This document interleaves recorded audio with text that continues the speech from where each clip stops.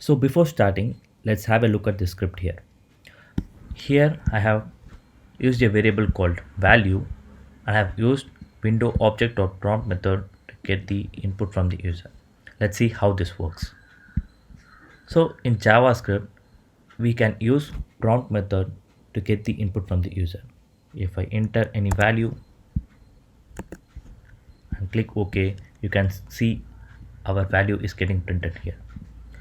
But in our GUIs platform, in our GUIs IDE, if we want to solve code kata problems, we cannot use the prompt method.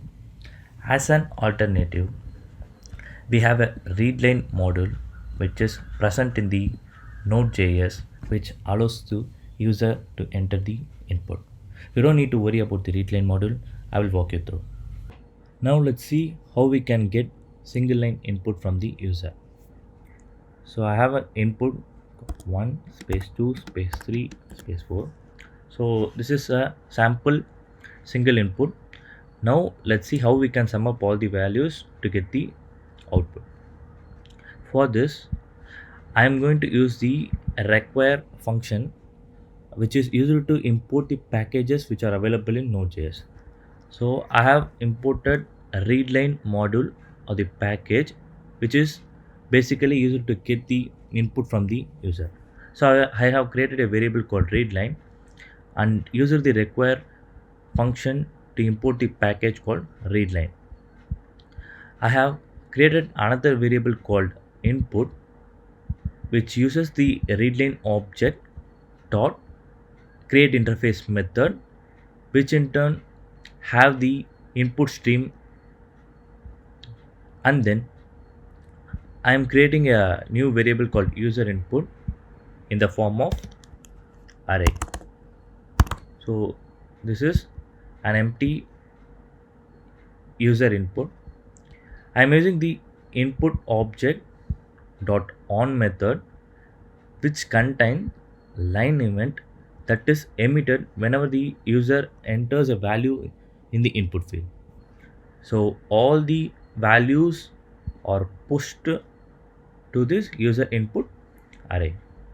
And again, I am using that input object dot on method, which contains close event that is emitted and states that the user has finished entering the input.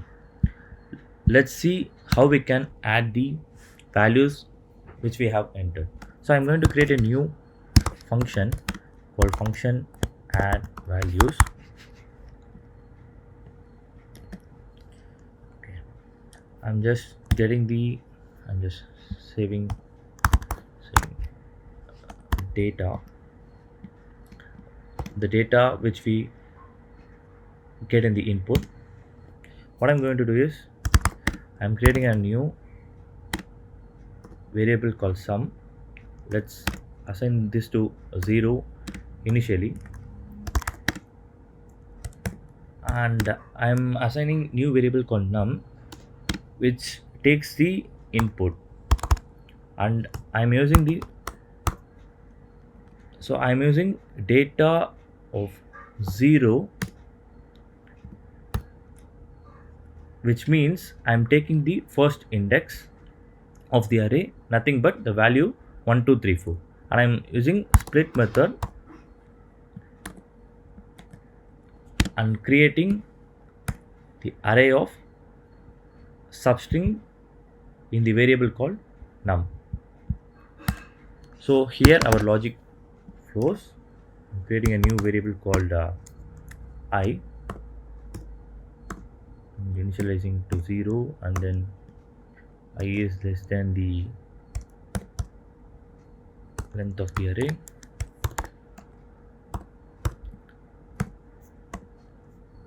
Plus.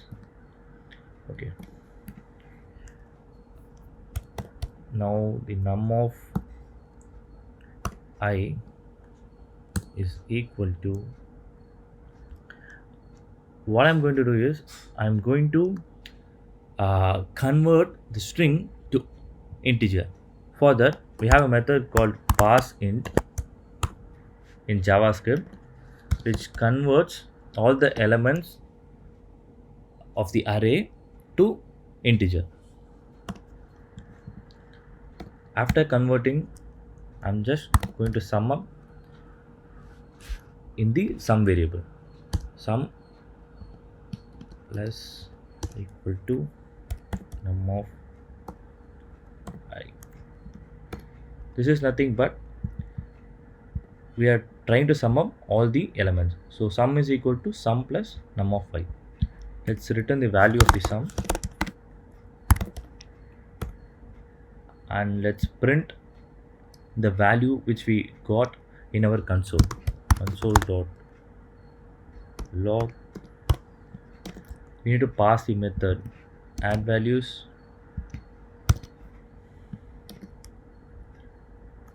and then the user input.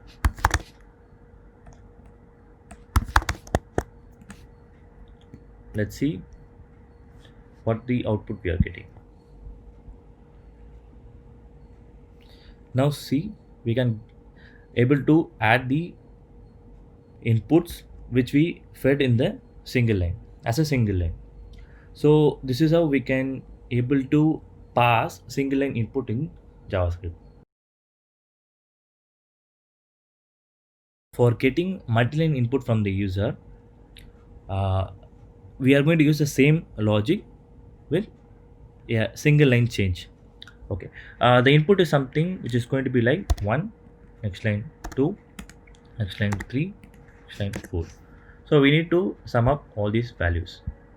Okay, so uh, we will get all the inputs in the form of array and the values are stored in the user input array, and then we have passed that user input array to our add values method, and all the values uh, we will get here in the add values parameter, and then the changes. So we need all the values from the array, so we should not use data the index 0, so which means we will take only the first value in the array, that is 1, but here we require all the values in the array.